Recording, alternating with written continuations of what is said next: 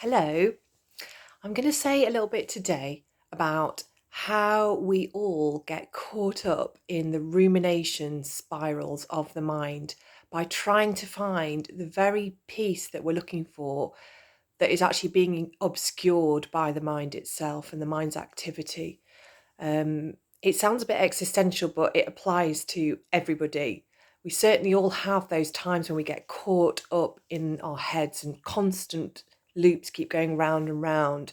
And there's a real discomfort in the body around uncomfortable feelings and wanting to escape them, wanting to feel better, but then that going into our thinking and using the mind to keep analyzing, and somehow find a way within that really difficult myriad of like rabbit warren of the mind to try and find the peace that actually the mind itself is obscuring, which is like the biggest irony, really.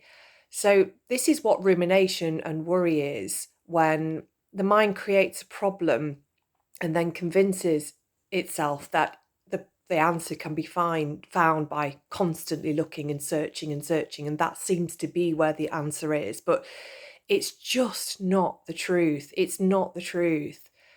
Because the very space of being, the vastness, the quiet space that's always there in the background is the peace that we are seeking through the aperture of the mind.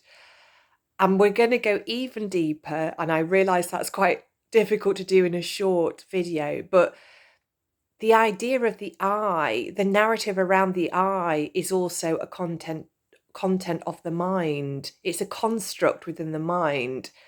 There is no separate I, really. There's just a story about a separate me with a lot of well repeated ideas about what that is. And when that arises in the mind, it then adds another layer of thinking on to say, I shouldn't be thinking like this. I need to get out of this rumination. I'm no good at this. And then a lot of sort of self-criticism starts to arise, layered on top of the rumination, which is obviously going to compound it. But it takes a little bit of a shift, a subtle shift. And it is really simple, even though it sounds quite deep, to just be quiet, be still with it, and realize that actually there is a natural calming when we stop oxygenating and feeding that constant loop of questioning, and we come back to the space of who we truly are before all that thinking and rest in that space.